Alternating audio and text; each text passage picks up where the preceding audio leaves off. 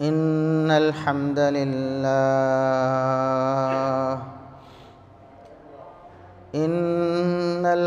لله نحمده ونستعينه ونستغفره ونعوذ بالله من شرور أنفسنا ومن سيئات أعمالنا من يهده الله فلا مضل له ومن يضلل فلا هادي له أشهد أن لا إله إلا الله وحده لا شريك له وأشهد أن محمدًا عبده ورسوله اللهم صل على محمد وعلى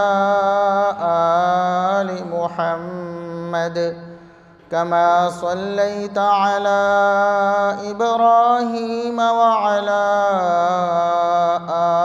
آل إبراهيم إنك حميد مجيد اللهم بارك على محمد وعلى آل محمد كما باركت على إبراهيم وعلى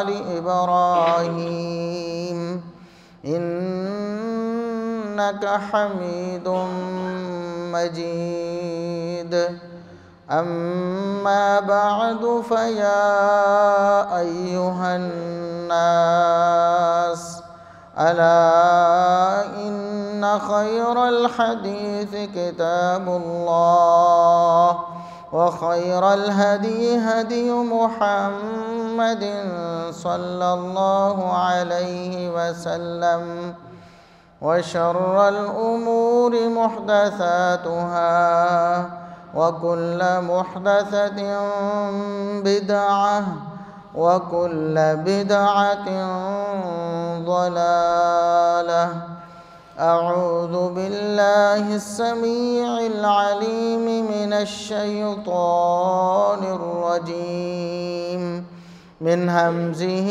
ونفخه ونفثه بسم الله الرحمن الرحيم إلا تنصروه فقد نصره الله إذ أخرجه الذين كفروا ثاني اثنين إذ هما في الغار إذ يقول لصاحبه لا تحزن إن الله معنا इंतहाई काबिल एहतराम बुज़ुर्गों, अज़ीज़ नौजवान साथियों, मुअज़्ज़ज़ात व मुकर्रमात इस्लामी माँ और बहनों, हर किस्म की हम्दो सना तारीफ़ व तमजीद की बरियाई बड़ाई रिफ़त व अज़मत अल्लाह रब्बुल इज़्ज़त के लिए जो पूरी कायनात का खालिक व मालिक है। बेशुमार लातादाद बेहद व हिसाब दुरूद व सलाम पैगम्बर आखिरुज़्ज़मा मुहसिन इंसानियत मुहसिन कायनात जनाब मुहम्मदुर रसूलुल्लाह सल्लल्लाहु अलैहि वसल्लम की ज़ात अक़दस पर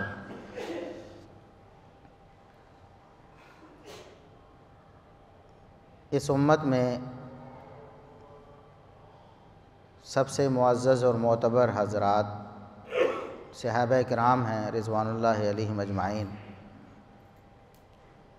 सहाबाए किराम में हर वो शख्स शामिल है जो नबी करीम सल्लल्लाहु अलैहि वसल्लम से ईमान की हालत में मिला और उसकी वफ़ात भी ईमान पर हुई।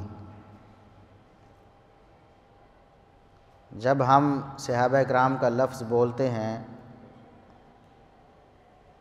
तो हर वो शख्स हमारी मुराद होता है जिसने ईमान की हालत में रसूलुल्लाह सल्लल्लाहु अलैहि वसल्लम से मुलाकात की, चाहे वो किसी कुनबे कबीले से हो, किसी खित्ते इलाके से हो, بڑا ہو چھوٹا ہو مرد ہو عورت ہو، صحابہ کرام میں وہ شامل ہوتا ہے۔ چنانچہ آپ صلی اللہ علیہ وسلم کے جو رشتہ دار آپ صلی اللہ علیہ وسلم پر آپ کی زندگی میں ایمان لائے، وہ بھی صحابہ کرام میں شامل ہیں، اور دیگر وہ صحابہ کرام جن کا تعلق اسی علاقے یا دور دراز کے علاقے سے تھا، جن کی رسول اللہ صلی اللہ علیہ وسلم سے کوئی خونی یا نسبی یا سسرالی رشتہ داری نہیں تھی، وہ بھی ایمان کی حالت میں آپ صلی اللہ علیہ وسلم سے ملے اور ان کی موت ایمان پر ہوئی، تو وہ بھی صحابہ کرام میں شامل ہیں۔ تو تمام صحابہ کرام میں سب سے اعلیٰ مرتبہ، سب سے عرفہ مقام، سب سے اونچی شان اگر کسی کو ملی ہے تو وہ سیدنا ابو بکر صدیق رضی اللہ عنہ ہیں۔ میں پھر سے الفاظ دہرا دیتا ہوں کہ تمام صحابہ کرام میں،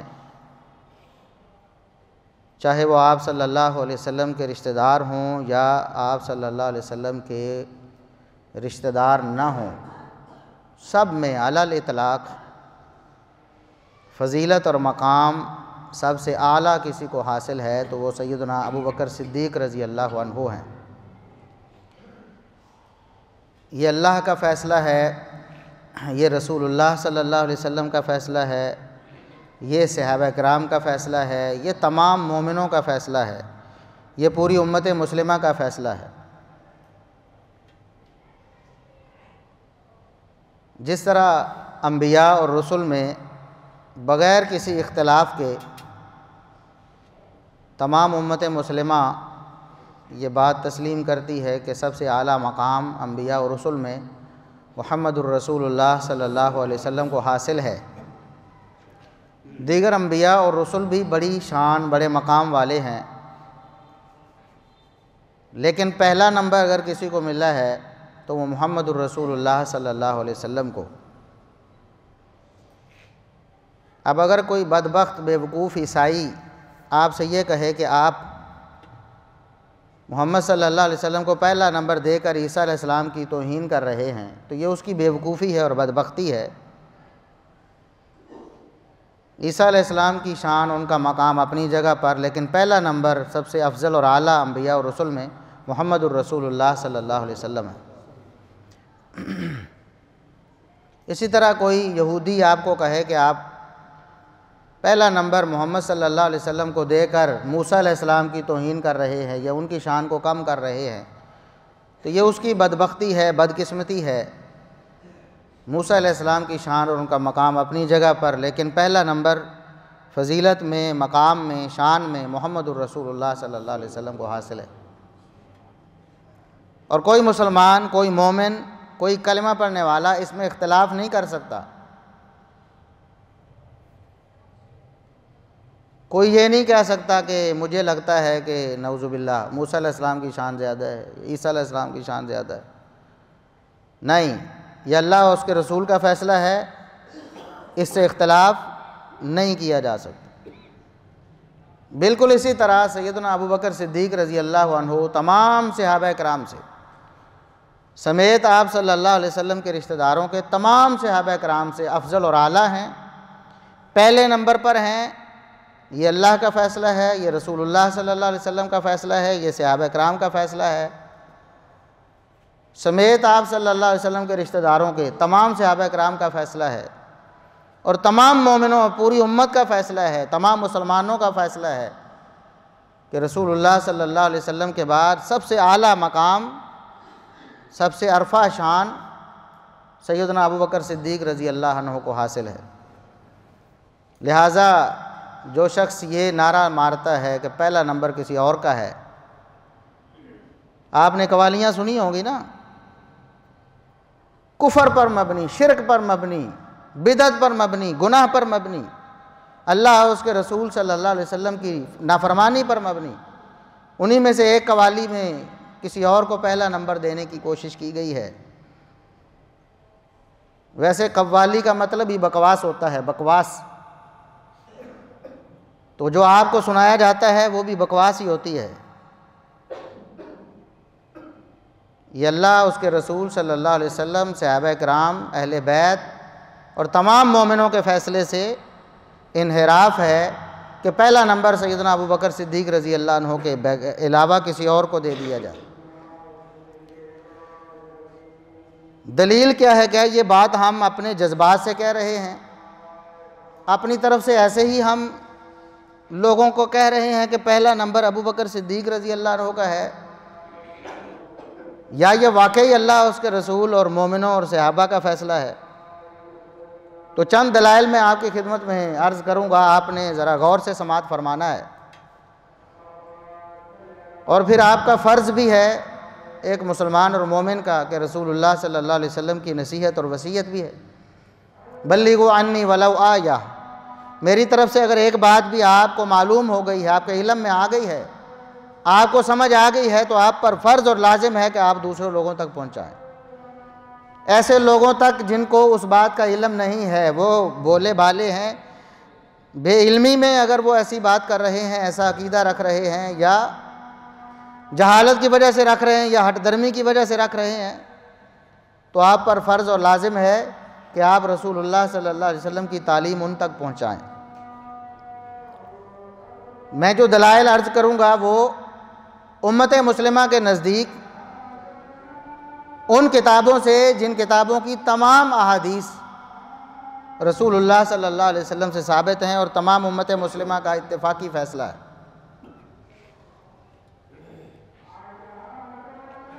تمام امت مسلمہ کا اتفاقی فیصلہ ہے۔ اور یہاں بعض لوگوں کو اشکال ہوگا کہ بعض لوگ ایسے بھی ہیں اسلام کا نام لینے والے جو تو مانتے ہی نہیں ہیں، ان کا اپنا ہی مذہب اور دین ہے، تو ہم تو ملت اور امت اس کو کہتے ہیں جس کا کلمہ ایک ہے، جو لا الہ الا اللہ محمد الرسول اللہ یہ کلمہ پڑھتے ہیں، وہ امت ہیں۔ ہم ان کی بات کر رہے ہیں، ان کا سب کا اتفاق ہے کہ صحیح بخاری اور صحیح مسلم کی تمام احادیث رسول اللہ صلی اللہ علیہ وسلم سے ثابت ہیں، چاہے وہ اہل حدیث ہوں، چاہے ہمارے بریلوی احباب ہوں، چاہے دیوبندی احباب ہوں، تمام اس بات کو تسلیم کرتے ہیں کہ بخاری و مسلم کی تمام احادیث رسول اللہ صلی اللہ علیہ وسلم سے ثابت ہے، ان میں کوئی غیر ثابت روایت نہیں ہے۔ چنانچہ بخاری و مسلم سے ہی چند رسول اللہ صلی اللہ علیہ وسلم کے فرامین آپ کے سامنے رکھوں گا، جس سے یہ بات روز روشن کی طرح عیاں ہو جاتی ہے اور اس میں کوئی شبہ نہیں رہتا، اٹل اور دو ٹوک موقف اللہ اور اس کے رسول صلی اللہ علیہ وسلم کا آپ کے سامنے آ جائے گا کہ پہلا نمبر سیدنا ابو بکر صدیق رضی اللہ عنہ کا ہے۔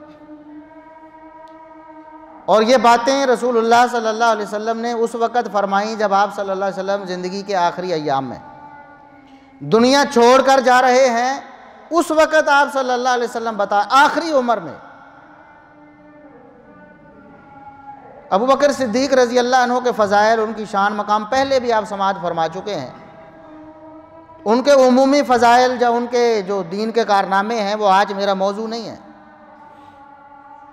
میرا موضوع صرف یہ ہے کہ ابو بکر صدیق رضی اللہ عنہ کا پہلا نمبر ہے تمام صحابہ کرام میں، سمیت اہل بیت کے سب سے اعلیٰ عرفہ مقام ابو بکر صدیق رضی اللہ عنہ کو حاصل ہے۔ اللہ کے رسول صلی اللہ علیہ وسلم پر سب سے پہلے ایمان لانے والے سیدنا ابو بکر صدیق رضی اللہ عنہ ہیں، ایمان لانے میں بھی پہلا نمبر ہے۔ حدیث صحیح بخاری کی ہے، بیان کرنے والے عمار بن یاسر رضی اللہ عنہ ہیں، جلیل القدر صحابی ہیں۔ وہ فرماتے ہیں کہ میں جب رسول اللہ صلی اللہ علیہ وسلم پر ایمان لایا، میں نے دیکھا کہ آپ صلی اللہ علیہ وسلم پر ایمان لانے والے جو افراد تھے وہ انگلیوں پر گنے ہوئے تھے، میں نے گنے 5 غلام تھے، 5 عبدن 5 غلام، وامرأتانی 2 عورتیں 2 خواتین، و ابو بکر اور مردوں میں سے ایک ابو بکر صدیق رضی اللہ، غلاموں میں سے 5، عورتوں میں سے 2 اور مردوں میں سے ایک ایمان لانے والے رسول اللہ صلی اللہ علیہ وسلم پر جب عمار بن یاسر رسول اللہ صلی اللہ علیہ وسلم کے پاس آئے ایمان لانے کے لیے، تو سیدنا ابوبکر صدیق رضی اللہ عنہ سب سے پہلے ایمان لانے والے بھی اور فضیلت اور مقام میں بھی سب سے پہلا نمبر لینے والے۔ چنانچہ رسول اللہ صلی اللہ علیہ وسلم نے ارشاد فرمایا، ایک دن ابوبکر صدیق رضی اللہ عنہ رسول اللہ صلی اللہ علیہ وسلم کی وفات کا تذکرہ سن کر رو پڑے، دھاڑے مار مار کر رو رہے ہیں۔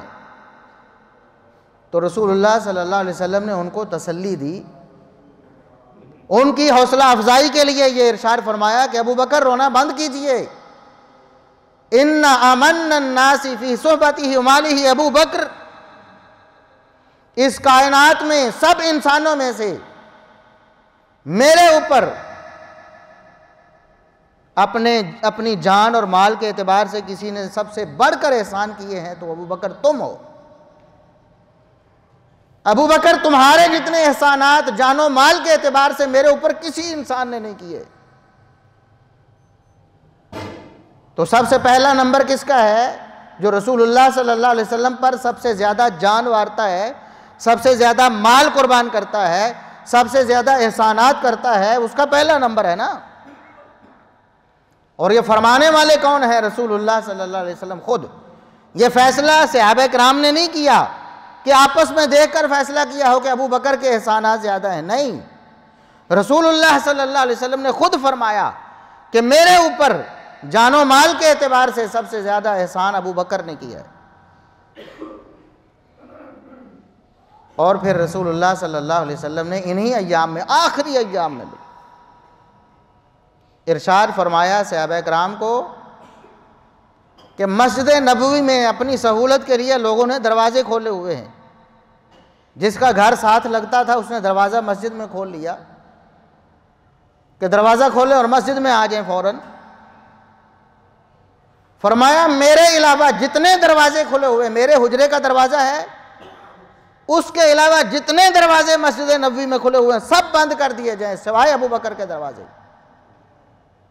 میرے علاوہ اگر مسجد نبوی میں کوئی دروازہ کھلے گا تو وہ صرف ابو بکر صدیق رضی اللہ عنہ کا ہوگا۔ اشارہ کیا دیا ہے، بتایا کیا ہے امت کو؟ سب کے دروازے بند ہیں۔ مسجد نبوی مرکز حکومت ہے، مرکز اقتدار ہے۔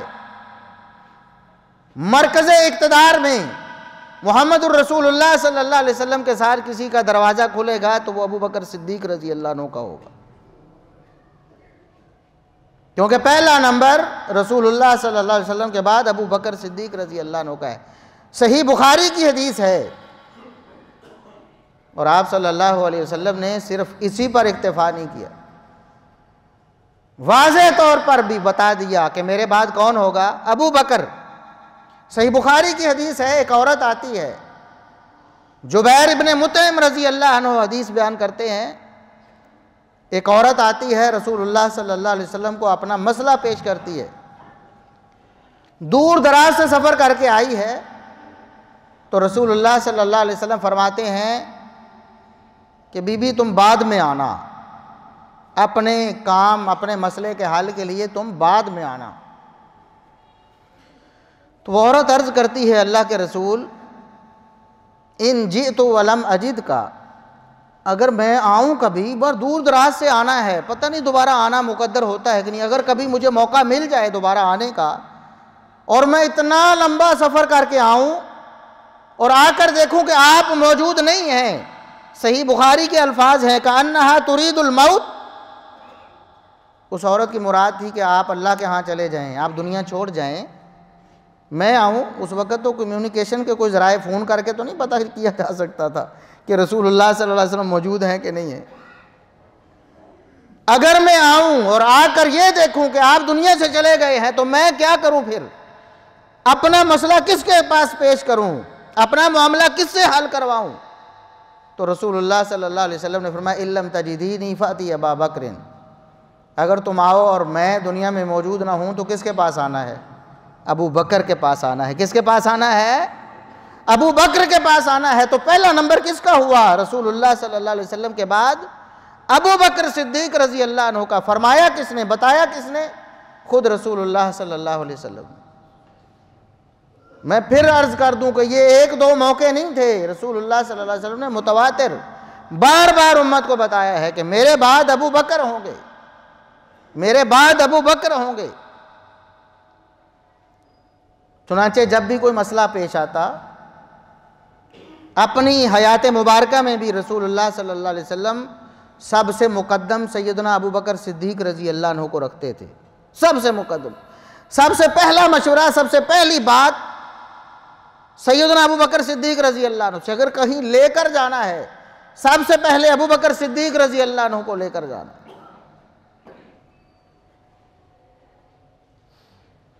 اور آپ صلی اللہ علیہ وسلم کے پاس سب سے پہلے آنے والے بھی ابو بکر ہی ہوتے، رسول اللہ صلی اللہ علیہ وسلم کی خدمت میں حاضر ہونے والے بھی ابو بکر صدیق ہوتے، اور رسول اللہ صلی اللہ علیہ وسلم کی سب سے بڑھ کر فرما برداری کرنے والے بھی ابو بکر صدیق رضی اللہ عنہ۔ مشہور و معروف حدیث ہے، رسول اللہ صلی اللہ علیہ وسلم نے پوچھا آج کسی بیمار کی تیمارداری کس نے کی ہے، بیمار پرسی کس نے کی ہے؟ سارے خاموش ہیں، ابو بکر صدیق رضی اللہ عنہ عرض کرتے ہیں اللہ کے رسول میں نے کی ہے، میں آج ایک بیمار کی تیمارداری بھی کر چکا ہوں۔ رسول اللہ صلی اللہ علیہ وسلم پوچھتے ہیں مسکین کو کھانا کس نے کھلایا ہے؟ آپ صلی اللہ علیہ وسلم پوچھتے ہیں جنازہ کس نے پڑھا ہے آج؟ خاموش ہیں صاحب، ابو بکر صدیق رضی اللہ عنہ کہتے ہیں میں جنازہ پڑھ کے آیا۔ آپ صلی اللہ علیہ وسلم سوال کرتے جاتے ہیں، ہر سوال کے جواب میں پہلا نمبر ابو بکر صدیق رضی اللہ عنہ لے رہے ہیں، اور رسول اللہ صلی اللہ علیہ وسلم فرماتے ہیں میں نے جتنی باتیں پوچھی ہیں اگر کوئی شخص ان سب باتوں کو اپنے اندر جمع کر لیتا ہے تو جنت میں داخل ہو جاتا ہے، جنتی ہے۔ تو ابو بکر صدیق رضی اللہ عنہ ہر معاملے میں آگے بڑھ کر پہلا نمبر لیتے تھے، رسول اللہ صلی اللہ علیہ وسلم کی حیات مبارکہ میں بھی۔ اور گواہی میں آخر میں پیش کرنے والا ہوں، جس شخصیت کی زبانی وہ آپ سماعت فرمائیں گے تو انشاءاللہ سارے اشکالات ختم ہو جائیں گے۔ آج رافضیت نے، صحابہ دشمنی نے، اسلام دشمنی نے لوگوں کے دلوں میں گھر کر لیا ہے، بہت سے لوگ گمراہ ہو چکے ہیں ادھر ادھر کی باتیں سن کے۔ شیطان وسوسے پیدا کرتا، اس کا کام ہی ہے الذی یوسوس فی صدور الناس، شیطان لوگوں کے دلوں میں وسوسے پیدا کرتا ہے، ان کو حق سے منحرف کرنے کے لیے، ان کو راہ ہدایت سے ہٹانے کے لیے، ان کو غلط راستے پر چلانے کے لیے ان کے دلوں میں وسوسے پیدا کرتا ہے۔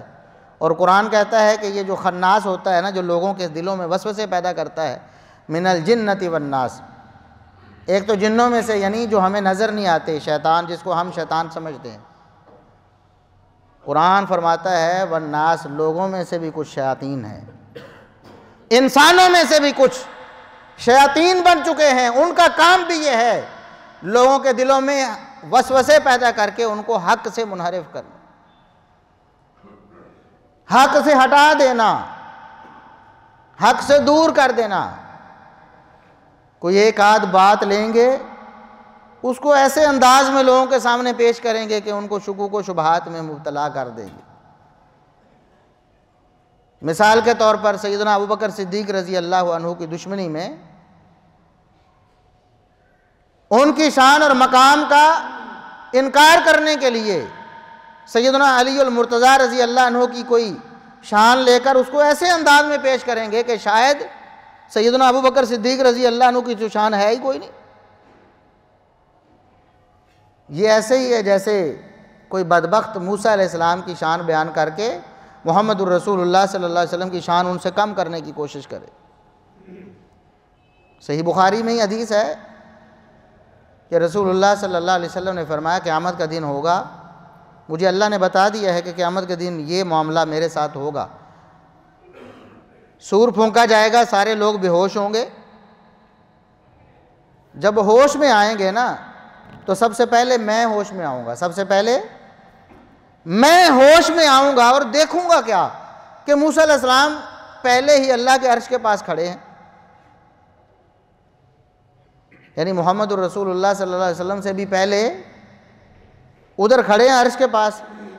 تو رسول اللہ صلی اللہ علیہ وسلم فرماتے ہیں مجھے یہ اللہ نے نہیں بتایا، مجھے نہیں پتا کہ موسیٰ علیہ السلام بے ہوش ہوئے ہی نہیں، اللہ نے ان کو یہ اعزاز دے دیا کہ جو سور میں پھونکنے سے سارے بے ہوش ہونے تھے، موسیٰ علیہ السلام نہیں ہوئے، مجھ سمیت سارے انسان ہو گئے، لیکن موسیٰ علیہ السلام نہیں ہوئے۔ یا پھر دوسری صورت یہ ہو سکتی ہے کہ موسیٰ علیہ السلام مجھ سے پہلے ہوش میں آ گئے ہوں۔ ویسے تو انسانوں میں سے میں دیکھ رہا ہوں کہ میں ہوش میں آیا ہوں، لیکن موسیٰ علیہ السلام پہلے کھڑے ہیں۔ اب یہ ایک جزوی شان اور مقام ہے اللہ رب العزت نے موسیٰ علیہ السلام کو دینا ہے قیامت کے دن، کہ یا تو وہ بے ہوش ہوں گے ہی نہیں، یا نبی کریم صلی اللہ علیہ وسلم سے بھی پہلے ہوش میں آئے ہوں گے۔ اب اس بات کو لے کر کوئی کہے کہ دیکھیں جو قیامت کے دن سب سے پہلے ہوش میں آنے والا ہے، اس کی شان اور مقام تو پھر پہلی ہوئی، نعوذ باللہ ثم نعوذ باللہ۔ تو اس طرح کی باتیں سیدنا علی المرتضیٰ رضی اللہ عنہ کے بارے میں بھی لے کر کوئی ایک آدھ بات لی اور اس کو فٹ کر کے سیدنا ابو بکر صدیق رضی اللہ عنہ سے ان کی شان کو اوپر کرنے کی کوشش کی، جبکہ یہ اللہ اور اس کے رسول اور صحابہ اور مومنوں کے فیصلے کی مخالفت ہے۔ جب اللہ کے رسول صلی اللہ علیہ وسلم فرما رہے ہیں بول بول کر ان کی شان اور مقام کے بارے میں بھی، اور اپنے بعد خلافت کے بارے میں بھی کہ میرے بعد ابو بکر ہیں، میرے بعد ابو بکر ہیں، تو پھر ان وساوس کی وجہ سے، ان اشکالات کی وجہ سے حق سے منحرف ہو جانا بہت بڑی بدبختی اور بدقسمتی ہے۔ رسول اللہ صلی اللہ علیہ وسلم اپنے آخری ایام میں ہیں، تو آپ صلی اللہ علیہ وسلم نے سیدہ عائشہ صدیقہ رضی اللہ عنہا سے فرمایا، یہ صحیح بخاری کی حدیث ہے، غور سے سماعت فرمانی، یہ صحیح بخاری کی حدیث ہے، یہ صحیح مسلم میں بھی ہے۔ فرمایا عائشہ لقد ہممت او اردت ان ارسل الی ابی بکر وابنہ، میرا ارادہ یہ بن رہا ہے، میری خواہش ہو رہی ہے کہ میں آپ کے والد ابو بکر کو اور آپ کے بھائی عبد الرحمن بن ابی بکر کو، دونوں کو پیغام بھجوا کر بلاؤں اور میں وصیت لکھ جاؤں، میں وصیت لکھوا جاؤں، ان یقول القائلون او یتمنی المتمنون، مجھے خدشہ یہ ہے کہ میں اگر لکھوائے بغیر دنیا سے چلا گیا تو کسی تمنا کرنے والے کے دل میں یہ تمنا خواہش پیدا ہو، کوئی کہنے والا یہ کہہ دے کہ انا اولا، میرا زیادہ حق بنتا ہے، میرا زیادہ حق بنتا ہے، اس لیے میں نے ارادہ کیا کہ میں آپ کے والد ابو بکر اور ان کے بیٹے عبد الرحمن دونوں کو بلا کر وصیت لکھوا جاؤں، لیکن اب میں نے ارادہ ترک کر دیا ہے، میں نے ارادہ چھوڑ دیا ہے، لکھوانے کا ارادہ چھوڑ دیا ہے۔ یہی وہ بات ہے جو روافض، دشمنان دین، دشمنان صحابہ، اس کو تروڑ مروڑ کر کہتے ہیں جی اللہ کے رسول صلی اللہ علیہ وسلم نے حضرت علی کی ولایت اور خلافت بلا فصل لکھوانی تھی تو حضرت عمر نے روک دیا۔ سیدنا عمر بن خطاب رضی اللہ عنہ اور دیگر کبار صحابہ کرام، یہ ایک موقع پر رسول اللہ صلی اللہ علیہ وسلم نے صحابہ کرام کے سامنے بھی خواہش کا اظہار کیا کہ لاؤ کاغذ قلم میں لکھوا جاؤں، بعد میں اختلاف نہ کرتے رہو کہیں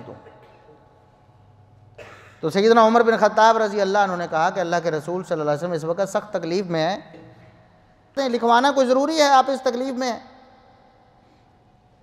یقیناً سیدنا علی المرتضیٰ رضی اللہ عنہ بھی وہیں موجود تھے، اگر وہ سمجھتے کہ حضرت عمر غلط کر رہے ہیں تو حضرت علی کیا جاتے، کاغذ قلم لے آتے کہ نہیں لے آتے؟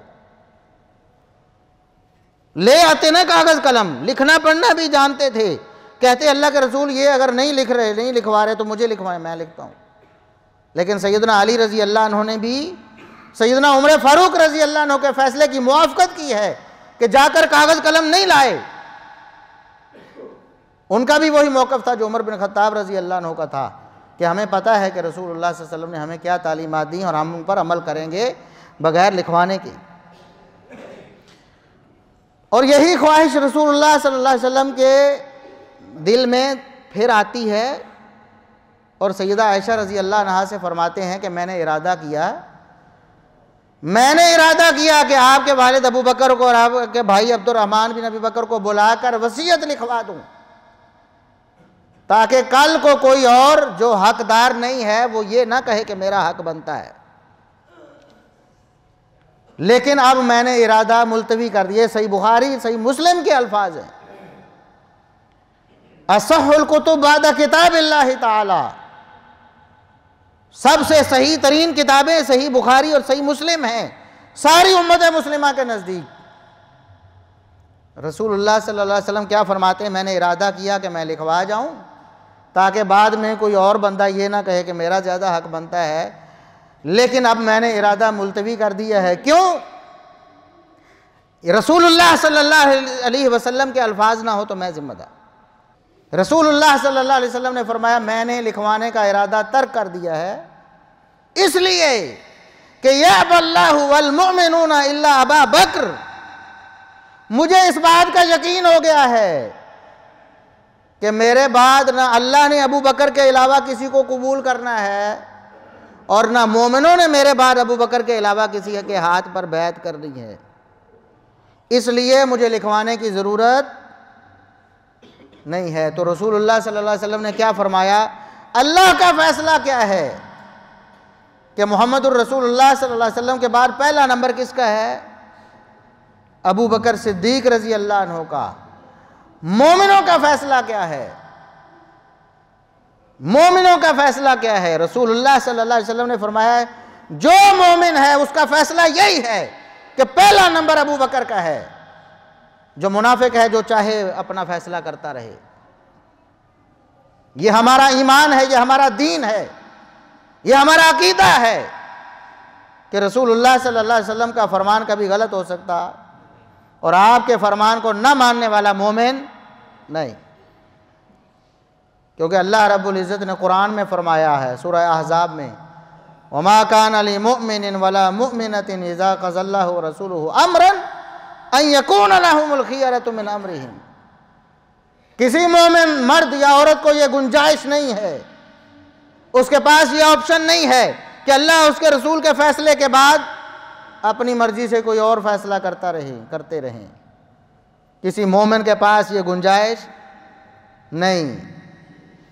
اللہ اس کے رسول کا فیصلہ کیا ہے؟ رسول اللہ صلی اللہ علیہ وسلم فرماتے ہیں اللہ نے بھی ابو بکر کو پہلا نمبر دینا ہے، کسی اور کو پہلا نمبر دینا نہیں ہے، اور مومنوں نے بھی ابو بکر کے علاوہ کسی کو پہلا نمبر دینا نہیں ہے. دیکھیں الفاظ تو مومن اور مسلم ایک ہی لفظ ہے. قرآن کریم میں کہیں مومن کہیں مسلم. یا ایھا الذین آمنوا بھی کہا، ولا تموتن الا وانتم مسلمون بھی کہا. مومن اور مسلم ہم معنی لفظ ہے. کہیں ان المسلمین والمسلمات والمومنین والمومنات، دونوں لفظوں کو جمع کر دیا کہ ایک ہی مطلب ہے. لیکن یہاں پر اللہ کے رسول صلی اللہ علیہ وسلم نے جو لفظ بولا ہے، جو ارشاد فرمایا ہے، وہاں اللہ رب العزت کی ایک حکمت بھی ہے کہ آپ نے لفظ مسلم نہیں بولا بلکہ کیا بولا؟ مومن. کہ یأبی اللہ والمؤمنون الا ابا بکر، کہ رسول اللہ صلی اللہ علیہ وسلم کے بعد اللہ اور مومنوں کا فیصلہ یہ ہے کہ ابو بکر پہلے نمبر پر ہے. تو اللہ کو پتا تھا نا کہ ایسے بدبخت بھی آئیں گے جو اپنے آپ کو مومن کہیں گے اور پھر بھی کہیں گے کہ پہلا نمبر کسی اور کا ہے. تو رسول اللہ صلی اللہ علیہ وسلم نے فرمایا مومنوں کا فیصلہ یہ ہے کہ پہلا نمبر ابو بکر صدیق رضی اللہ عنہ کا ہے. تو اس لیے کبھی بھی اپنے اس عقیدے سے منحرف نہیں ہونا کسی اشکال کی وجہ سے، کسی خناس کی وجہ سے. اور اب آخر میں اس ہستی اور شخصیت کا بھی فیصلہ آپ کو سناتا ہوں. ایک تو سارے صحابہ کا فیصلہ ہے نا، وہ بھی صحیح بخاری میں ہے. سیدنا عبداللہ ابن عمر رضی اللہ عنہما وہ بیان کرتے ہیں کہ رسول اللہ صلی اللہ علیہ وسلم کی حیات مبارکہ میں ہم صحابہ آپس میں صحابہ کرام کی درجہ بندی کرتے نا، آپس میں بات چیت کرتے، پہلا نمبر کس کا ہے، دوسرا کس کا ہے، تیسرا کس کا ہے. تو ہم سب صحابہ کا اتفاقی فیصلہ یہ تھا. آپ صلی اللہ علیہ وسلم کی زندگی میں جب وحی نازل ہوتی تھی، جب اللہ وحی کے ذریعے بتا دیتا تھا، آپ نے صحابہ کو بتا دیں کہ یہ قول اور فعل صحیح نہیں ہے. اس وقت بھی اگر یہ ان کا عقیدہ غلط ہوتا تو اللہ اصلاح فرماتا نا. صحابہ نے نبی کی زندگی میں درجہ بندی کی. کہتے ہم ابو بکر کو سب سے پہلا نمبر دیتے تھے، عمر کو دوسرا، عثمان کو تیسرا رضی اللہ عنہ، پھر چوتھے آٹومیٹک سیدنا علی المرتضیٰ رضی اللہ عنہ۔ یہ صحابہ کرام کا بھی اتفاقی فیصلہ تھا۔ اور پھر سیدنا علی المرتضیٰ رضی اللہ عنہ، جن کا نام لے کر لوگ الگ سے مذہب بنانے کی کوشش کرتے ہیں اور ابو بکر صدیق رضی اللہ عنہ کی شان اور ان کے مقام کا انکار کرنے کی کوشش کرتے ہیں، ان کا فیصلہ بھی آپ کو سناتا ہوں۔ اور ان کا فیصلہ بھی صحیح بخاری میں ہماری معتبر ترین کتاب میں ان کے بیٹے محمد بن حنفیہ نے پوچھا، ای الناس خیر بعد رسول اللہ صلی اللہ علیہ وسلم، ابو جی مجھے بتائیں، میں آپ کا موقف سننا چاہتا ہوں، رسول اللہ صلی اللہ علیہ وسلم کے بعد سب سے بہترین ہستی، سب سے پہلے نمبر پر شان، مقام میں، فضیلت میں کون سی ہستی ہے؟ حالانکہ محمد بن حنفیہ کو بھی پتا تھا عقیدہ وہی ہے جو تمام صحابہ کا ہے، جو ہمارا اہل سنہ کا ہے آج، وہی عقیدہ محمد بن حنفیہ کا تھا، لیکن والد گرامی سے پھر پوچھتے ہیں لوگوں کی اصلاح کے لیے کہ میں اس کو روایت کر سکوں، لوگوں کو سنا سکوں۔ پوچھا ابو جی بتائیں سب سے افضل اور اعلیٰ کون ہے، نبی کے بعد سب سے بہترین ہستی کون سی ہے؟ تو علی المرتضیٰ رضی اللہ عنہ نے فرمایا ابو بکر ہیں۔ میں نے پوچھا ثم من، پھر کون ہے؟ علی المرتضیٰ رضی اللہ عنہ نے فرمایا ثم عمر، دوسرے نمبر پر رسول اللہ صلی اللہ علیہ وسلم کے بعد سب سے افضل اور اعلیٰ ہستی، سب سے بہترین ہستی عمر ہیں۔ محمد بن حنفیہ کہتے ہیں مجھے پتا تھا کہ اگر میں نے پھر یہ کہہ دیا نا کہ پھر تیسرے نمبر پر کون ہے، تو مجھے پتا تھا کہ میرے والد گرامی علی المرتضیٰ رضی اللہ عنہ نے عثمان کا نام لینا ہے۔ پتا تھا، کیوں پتا تھا؟ سب کا عقیدہ یہ تھا۔ مجھے پتا تھا کہ میں نے اگر پوچھ لیا کہ تیسرا نمبر کس کا ہے تو علی المرتضیٰ رضی اللہ عنہ نے کہنا ہے کہ عثمان کا تیسرا نمبر ہے رضی اللہ عنہ، لیکن میں نے الفاظ بدلے کہ شاید ہو سکتا ہے کوئی جواب بدل جائے۔ میں نے کہا کہ ابو جی پھر تیسرے نمبر پر تو آپ ہی ہیں نا۔ تو علی المرتضیٰ رضی اللہ عنہ نے ارشاد فرمایا وما انا الا رجل من المسلمین، عثمان کے مقابلے میں مجھے لاتے ہو، عثمان کے مقابلے میں میں عام مسلمان ہوں۔ تو علی المرتضیٰ رضی اللہ عنہ کا عقیدہ کیا ہوا کہ پہلا نمبر کس کا ہے صحابہ میں سے؟ ابو بکر صدیق رضی اللہ عنہ کا۔ اس کے علاوہ بھی دلائل ہے، اللہ تعالیٰ ہمیں قرآن و سنت کے دلائل کے مطابق اپنا عقیدہ و منہج اور عمل بنانے کی توفیق عطا فرمائے۔ وآخر دعوانا ان الحمد للہ رب العالمین۔